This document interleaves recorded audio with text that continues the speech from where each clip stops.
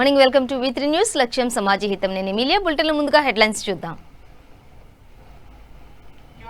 సచివాలయ రాత పరీక్షపై మంత్రి పెద్దిరెడ్డి సమీక్ష. కరోనా లక్షణాలు ఉన్నా పరీక్ష రాయొచ్చని స్పష్టం.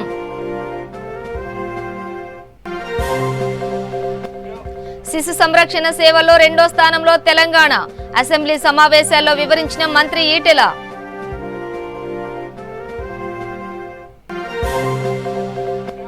వైఎస్ఆర్ కాంగ్రెస్ పార్టీ తిరుపతి ఎంపీ బల్లి దుర్గాప్రసాదరావు మృతి.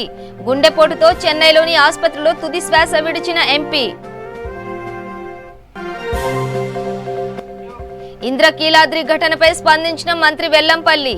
విచారణకు దేవాదాయ శాఖ ఆధ్వర్యంలో కమిటీ వేస్తామన్న మంత్రి.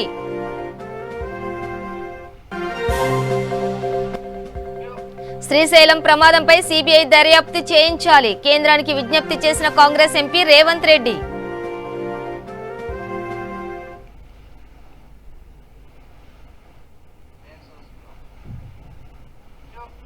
డీటెయిల్స్ చూస్తే కరోనా లక్షణాలు ఉన్నవారు సైతం గ్రామ వార్డు సచివాలయ ఉద్యోగాల రాత పరీక్షలు రాసేలా ప్రతి కేంద్రంలో ప్రత్యేకంగా ఐసోలేషన్ పరీక్ష రూమ్ ఏర్పాటు చేయనున్నట్టు ఏపీ పంచాయతీరాజ్ గ్రామీణాభివృద్ధి శాఖ మంత్రి పెద్దిరెడ్డి రామచంద్రారెడ్డి తెలిపారు. ఐసోలేషన్ రూమ్లో ఇన్విజిలేషన్ బాధ్యతలు నిర్వహించే వారికి పీపీఈ కిట్లతో పాటు ఆ గదిలో వీడియో రికార్డింగ్ ఏర్పాటు చేస్తున్నట్లు చెప్పారు. ఈ నెల 20 నుంచి ప్రారంభం కానున్న రాత పరీక్షల ఏర్పాట్లపై మున్సిపల్ శాఖ మంత్రి బొత్స సత్యనారాయణతో కలిసి జిల్లా కలెక్టర్లతో వీడియో కాన్ఫరెన్స్ ద్వారా సమీక్షించారు. పరీక్షా కేంద్రాల వద్ద ఆరోగ్య శాఖ ఆధ్వర్యంలో ప్రాథమిక చికిత్స సదుపాయాలు, కోవిడ్ చికిత్సకు అవసరమైన మందులు, పల్స్ ఆక్సిమీటర్లతో కూడిన సామాగ్రి అందుబాటులో ఉంచుతున్నట్లు తెలిపారు. నిర్ణీత సమయానికి నిమిషం ఆలస్యమైన పరీక్షా హాలులోకి అనుమతించే పరిస్థితి ఉండదని స్పష్టం చేశారు. ఈ పోస్టులకు 10,56,931 మంది దరఖాస్తు చేసుకోగా 20 నుంచి 26వ తేదీ వరకు పరీక్షలు నిర్వహిస్తున్నామని వివరించారు. ఎన్నికలైన తర్వాత వైఎస్ఆర్ కాంగ్రెస్ పార్టీ అధికారంలోకి వచ్చిన తర్వాత మా ప్రియతమ ముఖ్యమంత్రి శ్రీ జగన్మోహన్ రెడ్డి గారు ఏ రాష్ట్రంలో కూడా లేని విధంగా ప్రతి వార్డు లెవెల్లోనూ గ్రామ స్థాయి లెవెల్లోనూ ప్రభుత్వం ఇచ్చే సేవలన్నీ కూడా నేరుగా ప్రజలకు అందాలని చెప్పే ఆలోచనతో ఒక వినూత్నంగా గ్రామ సెక్రటేరియట్లను, వార్డు సెక్రటేరియట్లను మున్సిపాలిటీస్లోనూ తీసుకురావడం జరిగింది. వాటి పనితీరు మీరంతా కూడా చూస్తూ ఉన్నారు. చాలా అద్భుతంగా వారు పనిచేశారు. వారి సేవలు అనేక రకాలుగా ప్రజలకు ఉపయోగపడేదే కాకుండా ముఖ్యంగా ఈ 4-5 నెలల్లో కరోనా ఏదైతే వచ్చిందో ఈ కోవిడ్-19 దాంట్లో వారి పాత్ర గణనీయంగా మనం చెప్పుకోవచ్చు. ఇతర రాష్ట్రాల్లో కూడా మనకు మంచి అప్రిసియేషను వారి సేవల వల్ల మన రాష్ట్రానికి వచ్చింది. మరి ఈ ఆలోచన మన ప్రీతం ముఖ్యమంత్రి జగన్మోహన్ రెడ్డి గారిది. ఆ ఆలోచన మేరకే మనం ఇప్పటిదాకా రాష్ట్రంలో మొత్తం మీద 11,162 గ్రామ సచివాలయాలు, 3,886 వార్డు సచివాలయాలు మున్సిపాలిటీస్లోనూ ఏర్పాటు చేయడం జరిగింది. అందులో భాగంగా 11 నుంచి 12 కొన్ని చోట్ల 14 మంది దాకా మనకు గ్రామ సెక్రటేరియట్లో, వార్డు సెక్రటేరియట్లో సెక్రటరీల నియామకం జరగడం జరిగింది. మొత్తం మీద 1,26,728 ప్రాంతాలలో గ్రామాలలో వచ్చి 95,088 పోస్టులు గ్రామ సెక్రటరీ పోస్టులు, పట్టణాలలో వచ్చి 36,110 వార్డు సెక్రటరీ పోస్టులు. మనం గత సంవత్సరం ఎగ్జామ్స్ రాసాం. అప్పుడు దాదాపు 1,10,520 ఉద్యోగాలను భర్తీ చేయడం జరిగింది. గ్రామ సెక్రటేరియట్లో 81,026 అదేవిధంగా వార్డు సెక్రటేరియట్లో 29,294 ఉద్యోగాలను భర్తీ చేయడం జరిగింది. ఇంకనూ ఖాళీలు గ్రామ సచివాలయాల్లో 14,062, వార్డు సచివాలయాల్లో 2,146, మొత్తం కలిపి 16,108 పోస్టులకు గాను మనం గత జనవరిలో నోటిఫికేషన్ ఇచ్చాము. ఇవన్నీ కూడా ఫిలప్ చేయాలని చెప్పి ఈ కోవిడ్ పరిస్థితుల వల్ల మన రాష్ట్రంలో ఇవన్నీ కూడా సకాలంలో పరీక్షలు నిర్వహించలేకపోయాం. అందుకనే ఈ నెల 20వ తేదీ ఈ ఖాళీలను భర్తీ చేయడానికి పరీక్షలు నిర్వహిస్తూ ఉన్నాం. వాటికి సన్నాహకంగానే ఈరోజు ఇక్కడ శిశు సంరక్షణ సేవల్లో తెలంగాణ దేశంలోనే 2వ స్థానంలో నిలిచిందని వైద్యారోగ్య శాఖ మంత్రి ఈటెల రాజేందర్ పేర్కొన్నారు. రాష్ట్ర ఏర్పాటు తర్వాత ప్రత్యేక నవజాత శిశు సంరక్షణ కేంద్రాలపై తెలంగాణ ప్రత్యేక శ్రద్ధ చూపుతుండటం వల్లే ఇది సాధ్యమైందని చెప్పారు. ఫలితంగా నవజాత శిశు మరణాల రేటు 25 నుంచి 19% తగ్గిందన్నారు. అసెంబ్లీలో పలువురు సభ్యులు అడిగిన ప్రశ్నలకు ఈటెల సమాధానం చెప్పారు. తెలంగాణలో ఏడాదికి 6.5 లక్షల మంది శిశువులు జన్మిస్తే ఇందులో ప్రభుత్వ దవాఖానాల్లో 3 లక్షలకు పైగా జన్మిస్తున్నట్టు వివరించారు. వీరిలో 15% మంది పిల్లలకు ఎస్ఎన్సియు సేవలు అవసరం అవుతున్నాయని తెలిపారు. రాష్ట్రం ఏర్పడే నాటికి తెలంగాణలో 18 ఎస్ఎన్సియులు మాత్రమే ఉండేవని, ఇప్పుడు వాటి సంఖ్య 42కు పెరిగిందని చెప్పారు. తద్వారా అవసరమైన వైద్య సేవలు అందించడంతో పాటు ఆర్థిక భారాన్ని తగ్గించడం సాధ్యమవుతుందని అన్నారు. ఎస్ఎన్సియు సేవల బలోపేతానికి non invasive ventilator, invasive ventilator సేవలు కూడా క్రమ పద్ధతిలో ప్రవేశపెడుతున్నామని పేర్కొన్నారు. ఈ కార్పొరేట్ హాస్పిటల్కి పంపిపోయి ఈ డబ్బులు ఖర్చు పెట్టుకునే దుస్థితి లేకుండా ఉండే పద్ధతిలో పూర్తి స్థాయిలో ఈ దాదాపు 45,000 నుంచి 50,000 మంది పిల్లలకి సంవత్సరానికి అవసరం పడుతూ పూర్తి స్థాయిలో కేర్ అందించేటువంటి దానికోసం ప్రయత్నం చేస్తుందని చెప్పి మనం చేస్తాం అధ్యక్ష. ఈ సెంటర్లలో 4 పీడియాట్రిషియన్ డాక్టర్లు ఉంటారు, 12 మంది నర్సింగ్ స్టాఫ్ ఉంటారు, ఒక డాటా ఎంట్రీ ఆపరేటర్ ఉంటారు, ఒక ల్యాబ్ టెక్నీషియన్ ఉంటారు, వార్మర్స్ ఉంటాయి, వెంటిలేటర్ ఉంటాయి. ఇవన్నీ కూడా ప్రొవైడ్ చేస్తూ ఉన్నాం. వారు చెప్పినట్టుగా ఇవి ఖరాబ్ అయిన సందర్భంలో ఏదైతే రిపేర్లు ఉన్నాయో అధ్యక్ష, వారు చెప్పినట్టుగానే తప్పకుండా ఏ కంపెనీలు అయితే సప్లై చేస్తూ ఉన్నారో ఆ కంపెనీ ద్వారా రిపేర్ 5 సంవత్సరాలు రిపేర్లు పెడతా ఉన్నాం. లేకపోతే వాటి రిపేరింగ్ చేసేటువంటి పద్ధతి కూడా అడాప్ట్ చేసుకొని ఎప్పటికప్పుడు వీటి అప్డేట్ చేసే ప్రయత్నం చేస్తున్నామని చెప్పి మనం చేస్తాం అధ్యక్ష.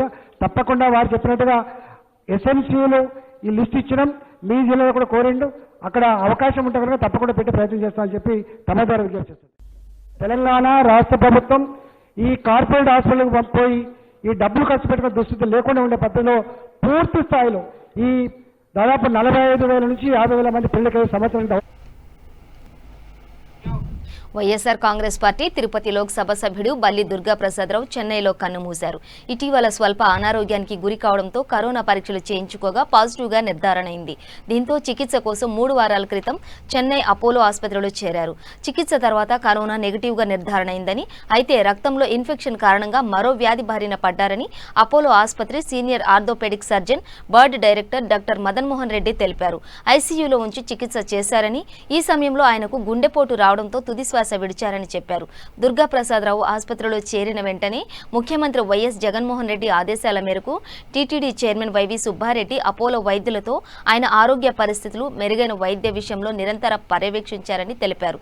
కాగా దుర్గాప్రసాదరావు అంత్యక్రియలు ఆయన స్వస్థలం శ్రీ పొట్టి శ్రీరాములు నెల్లూరు జిల్లా వెంకటగిరిలో జరగనున్నాయి.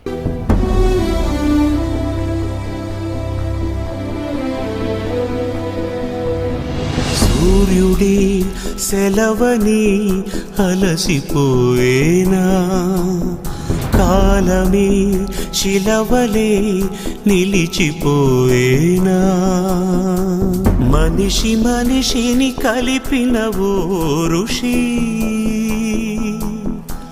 భువిని చరితని నిలిపెను నీ కృషి, మహాశయా విధి పగై తరివెనా, మహోష్ణమై రుధిరమే మరిగెనా, ఆగిపోయేనా త్యాగం.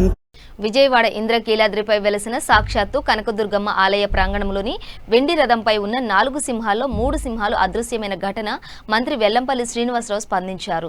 దుర్గగుడిలోని రథానికి భద్రత కల్పించే చర్యల్లో భాగంగా అధికారులు కార్పెట్ ని తెరిచి చూసే సమయంలో సింహాలు కనిపించలేదని మంత్రి వెల్లంపల్లి శ్రీనివాసరావు తెలిపారు. వైసీపీ ప్రభుత్వం వచ్చినప్పటి నుండి రథాన్ని ఉపయోగించలేదన్నారు. గత ప్రభుత్వ హయాంలో జరిగిందో లేక ఇప్పుడు జరిగిందో విచారణలో తేలుతుందని ఆయన చెప్పారు. ఈ ఘటనపై దేవాదాయ శాఖ ఆధ్వర్యంలో కమిటీ వేస్తామని తెలియజేశారు. సెక్యూరిటీ ఏజెన్సీకి దేవాలయం భద్రత అప్పగించామని, సెక్యూరిటీ ఏజెన్సీ భద్రతా లోపం అని తేలితే దానిపై చర్యలు తీసుకుంటామని స్పష్టం చేశారు. ఈ ఘటనపై ప్రతిపక్షాలు అనవసరంగా రాద్ధాంతం చేస్తున్నాయని మండిపడ్డారు. అంతర్వేది ఘటన తరువాత అన్ని దేవాలయాల్లో భద్రతా చర్యలు తీసుకుంటున్నామని మంత్రి వెల్లంపల్లి శ్రీనివాసరావు తెలిపారు.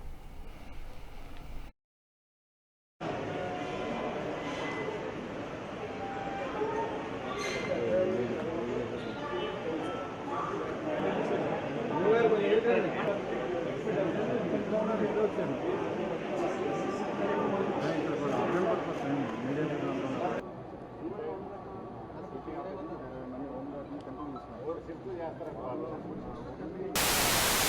నమస్కారం. ఏదైతే రాష్ట్ర వ్యాప్తంగా మన అంతర్వేది ఘటన జరిగిన తర్వాత కూడా రాష్ట్ర వ్యాప్తంగా అన్ని దేవాలయ రథాలను భద్రపరచడానికి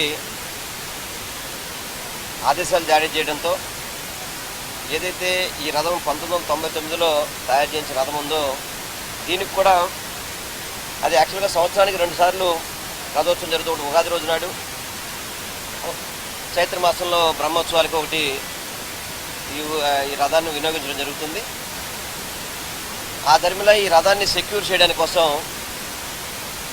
అటు పోలీస్ డిపార్ట్మెంట్ నుంచి ఇటు మా ఎండోమెంట్ డిపార్ట్మెంట్ నుంచి కూడా అన్ని దేవాలయాలకి ఆదేశాలు జారీ చేయడం జరిగింది. అన్ని రథాలను కూడా భద్రపరిచే ప్లేస్లో పెట్టి వాటన్నిటికీ కూడా పూర్తిగా చుట్టూ గోడలు కానీ గేట్లు అవన్నీ పెట్టేసి సెక్యూరిటీ చేయమని చెప్పని, అదేవిధంగా సీసీ కెమెరాలు కూడా పూర్తిగా కూడా అన్ని ప్రాంతాల్లో కూడా సీసీ కెమెరాలు మానిటరింగ్ చేయించమని చెప్పని, సీసీ కెమెరాలను కూడా పర్యవేక్షించే బాధ్యత కానీ సీసీ కెమెరాలు పెట్టే బాధ్యత కానీ వాటి నిర్వహణ కానీ ఒక అధికారికి అప్పచెప్పని చెప్పని కానీ ఇవన్నీ కూడా గత 2 రోజుల నుంచి అందరికీ కూడా ఆదేశాలు జారీ చేయడం జరిగింది. దానిలో భాగంగా దీనికి రథానికి సెక్యూర్ చేయడం కోసం అని చెప్పని అధికారులు ఈ యొక్క రథాన్ని గురించి ఆ కవర్లు ఓపెన్ చేస్తే దాంట్లో 3 సింహాలు కనపడలేదు. ఒక సింహం మరి అది తీయడానికి రాలేదో ఏదో తెలియదు కానీ అలా ఉండడం జరిగింది. అంటే దీనికి మొత్తం అన్ని దేవాలయాల్లో కూడా ఎక్కువగా ప్రైవేట్ సెక్యూరిటీలని ఎంగేజ్ చేసుకుని ఏజెన్సీలకు ఇవ్వడం జరుగుతుంది. ఆ ఏజెన్సీలు పూర్తిగా ఇవన్నీ కూడా పర్యవేక్షించాల్సింది పరిస్థితుల్లో ఈ దేవాలయాలు గత కొద్ది సంవత్సరాల నుంచి కూడా ఇదే విధంగా పర్యవేక్షణ నడుస్తుంది. ఇప్పుడే మా కమిషనర్ గారు కూడా ఈ ఏజెన్సీల మీద ఒకసారి రివ్యూ చేసి కొన్ని నామ్స్ పెట్టి పోలీస్ అధికారులు కూడా వాళ్ళతో పోలీస్ అధికారుల దగ్గర సూచనలు తీసుకొని ఇంకా పటిష్టమైన భద్రత, ఎందుకంటే పోలీసు శాఖ నుంచి అంతమంది పోలీసుని తీసుకోవడానికి దేవాలయాలకి కొంత భారమయ్యే పరిస్థితి కనబడుతుంది. అదేవిధంగా ఇతర రంగాల్లో ఏదైతే పోలీసు వివిధ రంగాలు ఉన్నాయో వాటిలో కొంతమందినైనా తీసుకొని వీటిని పర్యవేక్షించే విధంగా కూడా, ఎందుకంటే ఇక్కడ ఇందులో ఎక్స్ పోలీస్ ఆఫీసర్లు కూడా కొంత పర్యవేక్షణ చేస్తున్నారు. అలా కాకుండా పటిష్టంగా ఏదైతే 8 పెద్ద టెంపుల్స్ ఉన్నాయో మొన్న కాళహస్తిలో కూడా అదే సంఘటన జరిగింది. శివాలయము, శివుడి విగ్రహం, నంది విగ్రహం మీద. ఎందుకంటే ఇదంతా కూడా ఏ విధంగా జరుగుతుంది అనేది మనందరూ కూడా ఆలోచించాలి. దీంట్లో రాజకీయాలు మాట్లాడాలని నాకు ఆలోచన రావట్లేదు. కాకపోతే రాజకీయాలు మాట్లాడుతున్నారు కాబట్టి మనం కూడా రాజకీయాలు మీద సమాధానం చెప్పాల్సి వస్తుంది. కానీ మానవతా దృష్టిలో ఆలోచిస్తే కనుక ఇవి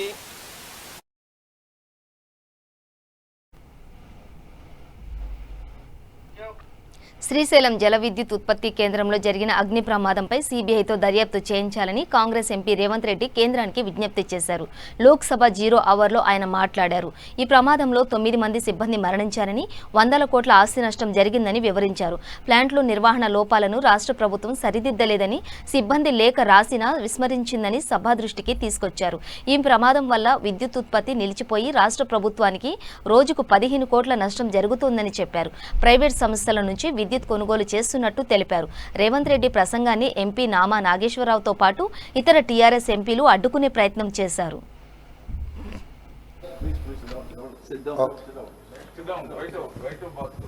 अध्यक्ष महोदय, Srisailam power project it is comes under Andhra Pradesh and Telangana border.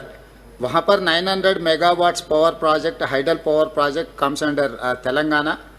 अगस्त 20 को वहाँ बहुत बड़ा दुर्घटना हुए, उसमें 9 कर्मचारी लोग जान चले गए और हंड्रेड्स ऑफ क्रोर्स प्रॉपर्टी नुकसान हुए. मगर इसके कारण प्रदेश सरकार ने उसके मेंटेनेंस के लिए गैसों बहुत साल से कोई उनके मेंटेनेंस के लिए पैसे नहीं दिए. उसके बार वो कर्मचारी उन लोग ऊपर लेटर लिखे तो भी उनके मेंटेनेंस के लिए पैसे नहीं दिए. इसके वजह से वहाँ पर जो पावर प्रोजेक्ट एक्सीडेंट होकर 9 कर्मचारी जान चले गए. वहाँ पर अभी तक राज्य सरकार के चीफ मिनिस्टर ने पर्यटन नहीं किए. उनके परिवार को कोई उनके परिवार को कम से कम एक भरोसा देने के लिए भी कोशिश नहीं की। ये national fire protection association code number 850 के हिसाब से कुछ मेंटेनेंस था। Time and again union government suggestion दिए तो भी प्रदेश सरकार ने वो मेंटेनेंस नहीं किए, इसके वजह से वो एक्सीडेंट हुआ। इसके ऊपर सीबीआई के जांच चलना है। इसमें ये जो पावर प्रोजेक्ट एक्सीडेंट होने के वजह से हर दिन 15 करोड़ रुपए राज्य सरकार को नुकसान हो रहा है। ये 15 करोड़ रुपए का पावर बाहर प्राइवेट एजेंसी से खरीद रहा है। इसके वजह से इसके ऊपर धन्यवाद। భూముల కొనుగోలు విషయంలో తనపై వస్తున్న ఆరోపణలకు రాష్ట్ర కార్మిక శాఖ మంత్రి గుమ్మనూరు జయరాం స్పందించారు. ఆస్పరి విత్తిన భూములకు సంబంధించి గత కొన్ని రోజులుగా మంత్రి జయరాంపై పలువురు సంచలన ఆరోపణలు చేస్తున్న నేపథ్యంలో ఘాటుగా వివరణ ఇచ్చారు. తన రాజకీయ జీవితంలో కుట్రలు, కుతంత్రాలు, అవినీతి ఆరోపణలు లేవని స్పష్టం చేశారు. ఆస్పరిలో భూములు కొన్నమాట వాస్తవమేనని మంత్రి జయరాం ఒప్పుకున్నారు. మంజునాథ అనే వ్యక్తి తనకు భూములు అమ్మారని ఆలూరు సబ్ రిజిస్టర్ ఆఫీసులో విచారించగా క్లియర్ టైటిల్ అనటంతో భూములు కొన్నట్లు చెప్పారు. తాను ఎలాంటి దౌర్జన్యం చేయలేదని, తన రాజకీయ జీవితంలో కబ్జా చేయటం అలవాటు లేదని స్పష్టం చేశారు. తనపై అసత్య ఆరోపణలు చేస్తే పరువు నష్టం దావా వేస్తానని హెచ్చరించారు. ఎప్పుడు తప్పు చేయడు, తప్పు చేయనంత వరకు ఎప్పుడు భయపడడు. గుమ్మనూరు జనం ఎప్పుడు దేహంలో ఉండే ఏ రోజైనా కూడా తప్పు చేసినప్పుడు భయపడతాడు, కానీ తప్పు చేయకున్నప్పుడు గుమ్మనూరు జనం దేహంలో ఏ ఒక్క ఎంట్రీ కూడా భయపడదని చెప్పేసి ఒక మాట చెప్తున్నా. తర్వాత నిన్న మొన్న 4 రోజుల నుంచి నిన్న కూడా మీడియా ద్వారా కానీ పేపర్ ద్వారా కానీ నా పైన అభియోగం వచ్చింది. ఆ అభియోగానికి నేను సూటిగా మీడియా మిత్రులందరూ చెప్తున్నా. ఆస్పరి మండలం చిన్నవోతూరు గ్రామానికి చెందిన మంజునాథ్ అనేవాళ్ళు ఇద్దరు అన్నదమ్ములు. వాళ్ళు వాళ్ళ తండ్రి పెద్ద ఆయన, మంజునాథ్ చిన్న ఆయన. వాళ్ళు గత 20 సంవత్సరాలు ఆస్పర్ మండలము చిన్నవోతూరు అయితేనేమి ఆస్పర్ అయితేనేమి భూములు కొనుగోలు చేసిన మాట వాస్తవమే. ఆ రోజు దాని భూమి విలువ కేవలం 10,000 రూపాయలు మాత్రమే ఉన్న రోజు ఆ రోజు. కానీ ఆ రోజు వారు దాదాపుగా 25,000 రూపాయలు పెట్టి కొనుగోలు చేసింది మాట వాస్తవం. దాదాపుగా 4,200 ఎకరాలు వాళ్ళు ఆ రోజు కొనుగోలు చేయడం వాస్తవం. అయినా కూడా ఆ భూమి కూడా ఒకే దగ్గరే కాదు, అక్కడ ఒక 5, ఇక్కడ ఒక 5, ఇక్కడ ఒక 10 ఎకరాలుగా ఉంది. అది ఒక ట్రస్ట్గా చేసుకోవాలని చెప్పేసి ఆ భూమి కొనుగోలు చేసుకున్నారు. తర్వాత వాళ్ళు ఏదో ఒక చేసుకోవాలో ఇంప్లిమెంట్ చేసుకునే అనే టైపులో వాళ్ళ పెద్ద ఆయన వాళ్ళ ఒక తండ్రి చనిపోయాడు. చనిపోయిన తర్వాత దాంట్లో డైరెక్ట్గా మంజునాథ్ ఉన్నాడు, ఇద్దరు ఉన్నారు. తర్వాత ఇద్దరు మధ్యలోనూ వాళ్ళ తండ్రిలో ఉండే ఆస్తుల్లో వాళ్ళ తండ్రికి వాళ్ళ నాయనకి తెలిసి ఉంటుంది, కానీ కొడుక్కి తెలీదు. దాంట్లో నాది కూడా భాగం ఉందని చెప్పేసి నాకు మంజునాథ్ చెప్పడం జరిగింది. తర్వాత మొన్ననే ఆయన ఒక 6 నెలల క్రితం నా దగ్గరికి వచ్చాడు. నా దాదాపుగా 25 సంవత్సరాలు అయింది నేను పొలాలు తీసుకున్నాం, మా ఆస్పరి చిన్నవోతూరు గ్రామంలోకి సంబంధించిన భూములు కొనుగోలు చేశామని చెప్పేసి మంజునాథ్ నా దగ్గరికి వచ్చాడు. సరే మంజునాథ్, నువ్వు అన్నావు కదా భూములు ఆ రోజు కొన్నావు కదా, సరే మీకు నీ భూమి కరెక్ట్గా ఉంటే నాకు రికార్డ్స్ ఇవ్వండి. ఆ రికార్డ్స్ తెప్పించుకొని సబ్ రిజిస్టర్ దగ్గరికి నేను చూపించాను.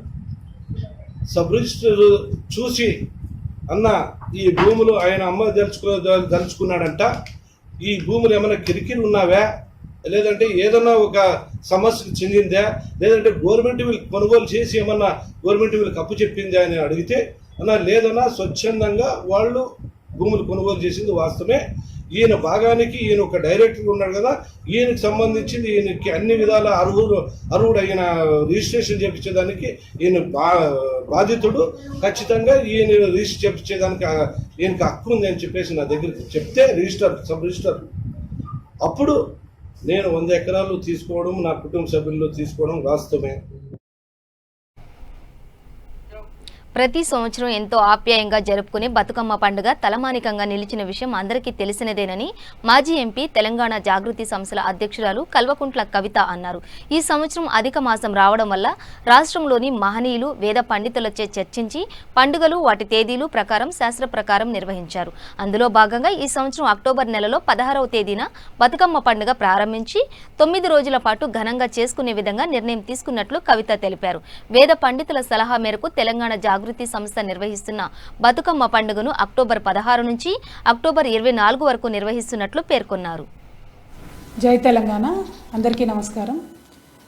ప్రతి సంవత్సరం మనందరం ఎంతో ప్రేమగా ఆప్యాయంగా జరుపుకునేటటువంటి బతుకమ్మ పండుగ తెలంగాణకే తలమానికంగా నిలిచేటటువంటి సంగతి మనందరికీ తెలిసిందే. ఈ సంవత్సరం అధిక మాసం రావడం వల్ల లీప్ ఇయర్ కాబట్టి ఒక నెల రోజులు సమయాన్ని మనం అడ్జస్ట్ చేసుకునేటటువంటి సందర్భంలో అధిక మాసం వస్తుంది. వచ్చినటువంటి సందర్భంలో పండుగలన్నిటికీ కూడా కొద్దిగా తేదీలు ఒక రకమైనటువంటి కన్ఫ్యూజన్ ఉంటుంది.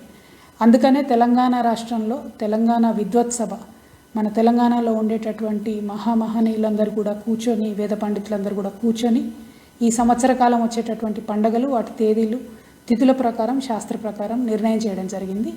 అందులో భాగంగా ఈ సంవత్సరం వచ్చినటువంటి అధిక మాసాన్ని కూడా లెక్కలోకి తీసుకొని ప్రతి సంవత్సరం లాగా భాద్రపద మాసంలో కాకుండా ఆ పై నెల ఆశ్వయుజ మాసంలో అంటే అక్టోబర్ నెలలో 16వ తారీఖు నాడు ప్రారంభం చేసుకొని బతుకమ్మను మనం 9 రోజులు ఎప్పుడు చేసుకున్నట్టుగానే ఘనంగా చేసుకునే విధంగా ఈసారి నిర్ణయం చేయడం జరిగింది. అయితే భాద్రపద మాసంలో వచ్చేటటువంటి ఎంగిల్పూల అమావాస్య నాడు మనం బతుకమ్మ చేద్దాము అని కొంతమంది ప్రతిపాదన చేసిండ్రు. అయితే చేసినట్టయితే ఏముంటుందంటే మొదటి రోజు మనందరం కూడా ఆడబిడ్డలకు తెలుసు గౌరమ్మను చేసుకుంటాం. మరి చేసుకున్న గౌరమ్మకు నెల రోజులు పూజలు చేసే ఓపిక ఉంటే ఖచ్చితంగా ఆ రోజు చేసుకొని నెల రోజులు కూడా పూజ చేసుకొని మళ్ళా అక్టోబర్లో వచ్చే దుర్గాష్టమి నాడు మనం కంప్లీట్ చేసుకోవచ్చు. కాకపోతే మొదలుపెట్టి పూజలు చేయకుండా ఉండడం అన్నది సరైన విషయం కాదు అని వేద పండితులు అందరూ చెప్తా ఉన్నారు. కాబట్టి వేద పండితులందరి యొక్క సలహా సూచన మేరకు తెలంగాణ జాగృతి సంస్థ మరి బతుకమ్మ పండుగను చాలా సంవత్సరాల నుంచి నిర్వహిస్తున్నటువంటి సందర్భంలో ఎంతోమంది మమ్మల్ని అప్రోచ్ అయినారు. మేము పండితులందరినీ కూడా విద్వత్సభ వారిని అడిగిన మేర వారు ఇచ్చినటువంటి సూచన ఏమంటే అక్టోబర్ 16 నుంచి పండుగ మొదలు పెట్టుకొని అక్టోబర్ 24 వరకు చేసుకుంటే సరైన రీతిలో ఉంటుంది. ప్రతి 19 సంవత్సరాలకి ఇటువంటి అడ్జస్ట్మెంట్ వస్తుంది. శాస్త్ర ప్రకారం తప్పు లేదు అని చెప్పి వారు చెప్పడం జరిగింది. కాబట్టి తెలంగాణ ఆడబిడ్డలందరికీ కూడా నా రిక్వెస్ట్ ఏంటంటే మనం ఎట్లా అయితే విద్వత్సభను గౌరవించి ప్రతి సంవత్సరం కూడా వారు చెప్పిన తేదీల్లో పండుగలు చేసుకుంటున్నాము, బతుకమ్మ పండుగ కూడా అక్టోబర్ 16th to 24th చేసుకుంటే కన్వీనియంట్గా ఉంటుందని చెప్పి మీ అందరినీ కూడా నేను కోరుతా ఉన్నాను. అదేవిధంగా కొన్ని చోట్ల మనం 5 రోజులు చేస్తాం, కొన్ని దగ్గర 7 రోజులు చేస్తాం, కొన్ని దగ్గర 9 రోజులు చేస్తాం, కొన్ని దగ్గర 15 రోజులు చేసుకుంటాం. మొదలుపెట్టుడు అక్టోబర్ 16 మొదలు పెట్టుకొని మన జిల్లాల ప్రకారంగా ఎన్ని రోజులు చేసుకున్నా కూడా తప్పు లేదు.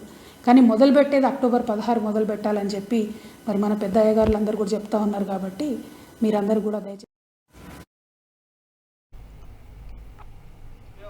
సంగారెడ్డి జిల్లా నారాయణఖేడ్ నియోజకవర్గంలో రైతు వేదికల నిర్మాణాలలో నాణ్యతా ప్రమాణాలను పాటించాలని జిల్లా కలెక్టర్ హనుమంతరావు ఆదేశించారు. నారాయణఖేడ్ మండలంలోని పలు గ్రామాలలో పర్యటించి రైతు వేదికల పురోగతిని పరిశీలించారు. పనులలో నాణ్యతా ప్రమాణాలను పాటించకపోవడం, పనులలో జాప్యం సహించబోమని కలెక్టర్ స్పష్టం చేశారు. నిర్లక్ష్యంగా వ్యవహరిస్తున్న కాంట్రాక్టర్లపై ఆగ్రహం వ్యక్తం చేశారు. కాంట్రాక్టర్లు నాసిరక నిర్మాణాలు చేస్తే క్రిమినల్ కేసులు నమోదు చేస్తామని హెచ్చరించారు.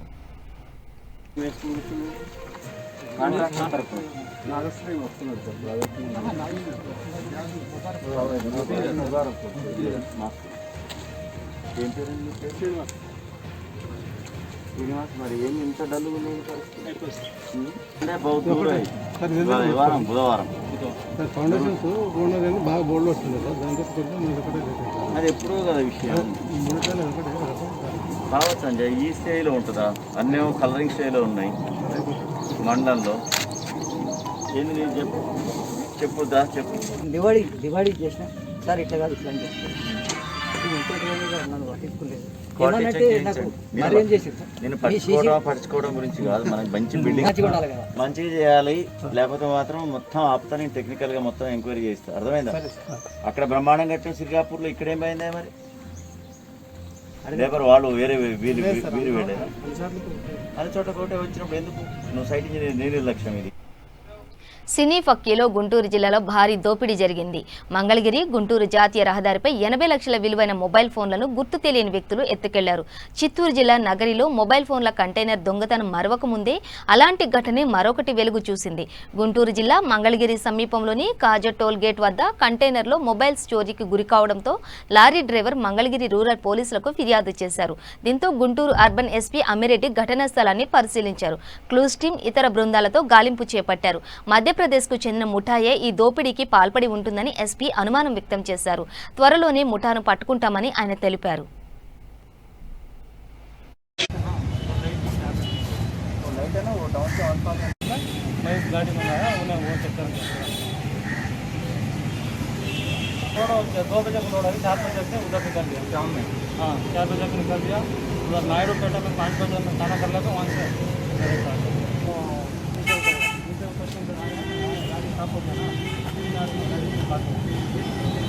आप देखने के समय से रोड खुला है क्या? खुला है।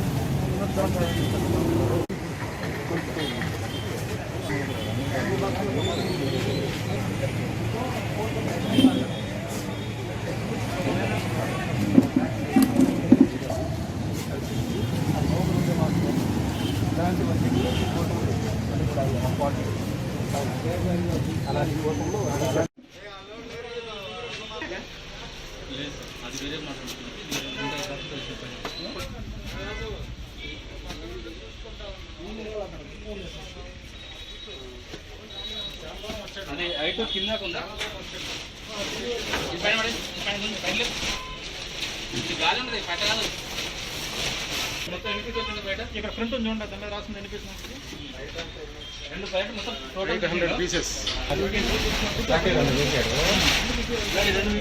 అది దానిలో 2 పీసెస్.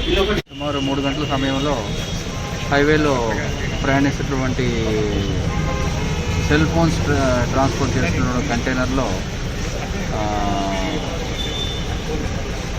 దొంగతనానికి గురైందని చెప్పేసి కంట్రోల్ రూమ్కి ఇన్ఫర్మేషన్ వచ్చింది. వెంటనే అప్రమత్తమైన పోలీసులు హైవేలో చెకింగ్స్ అవి స్టార్ట్ చేశారు. దాంతో భాగంగా వెహికల్ డ్రైవర్స్ని ఎగ్జామిన్ చేసి అందులోంచి దూకి పారిపోయినటువంటి దొంగలు ఎవరైతే ఉన్నారో వాళ్ళ విషయంలో ఆధారాలను కలెక్ట్ చేయడం జరుగుతూ ఉంది. ఇది బేసికలీ ఒక మధ్యప్రదేశ్ గ్యాంగ్ కానీ తమిళనాడు గ్యాంగ్ కానీ అన్నట్టు అనుమానిస్తూ ఉన్నాం. వెహికల్ పరిశీలించిన తర్వాత సుమారు 980 నోట్ ప్యాడ్స్ మిస్ అయినట్టు అర్థమవుతూ ఉంది. దీనివల్ల సుమారు 80 లక్షల దాకా ఉంది. వీళ్ళు వెళ్తున్న వెహికల్లోనే డోర్ కట్ చేసుకుని లోపలికి ఎంటర్ అయ్యి గోతాల్లో ప్యాక్ చేసి ఈ ప్రాపర్టీని తరలించే ఏర్పాట్లో ఉన్నట్టు తెలుస్తూ ఉంది. సో ఈ వెహికల్కి వెనక నుంచి వస్తున్నటువంటి వెహికల్ డ్రైవర్ ఈ వెహికల్ యొక్క డ్రైవర్ని అలర్ట్ చేయడం వల్ల మిగతా ప్యాక్ చేసిన కన్సైన్మెంట్ డిస్పోజ్ చేయడానికి కుదరలేదు. దానివల్ల మనకి లాస్ తక్కువ ఉంది. సుమారు దీనిలో 9 కోట్ల విలువైనటువంటి సెల్ ఫోన్స్ ఉన్నాయి. మనకి లాస్ దగ్గర 81 లక్షల వరకు ఉంది. సో టీమ్స్ ఫామ్ చేసాం. 5 టీంల దాకా ఫామ్ అయినాయి. ఈ CC footage, cell phone tower location ఇవన్నీ వెరిఫై చేస్తాం. త్వరలోనే మొత్తాన్ని అట్లా తీసుకోవాలి. ముందు హెడ్లైన్స్ మరోసారి. సచివాలయ రాత పరీక్షపై మంత్రి పెద్దిరెడ్డి సమీక్ష. కరోనా లక్షణాలు ఉన్నా పరీక్ష రాయొచ్చని స్పష్టం.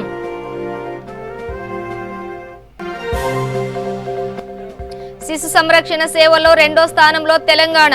అసెంబ్లీ సమావేశాల్లో వివరించిన మంత్రి ఈటెల.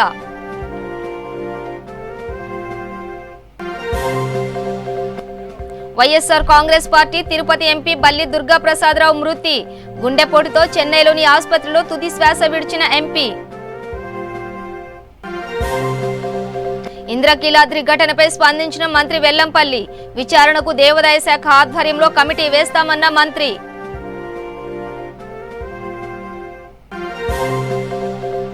శ్రీశైలం ప్రమాదంపై సిబిఐ దర్యాప్తు చేయించాలి. కేంద్రానికి విజ్ఞప్తి చేసిన కాంగ్రెస్ ఎంపీ రేవంత్ రెడ్డి. ఇవి బులెటిన్ డీటెయిల్స్. చూస్తూనే ఉండండి V3 న్యూస్, లక్ష్యం సమాజహితం.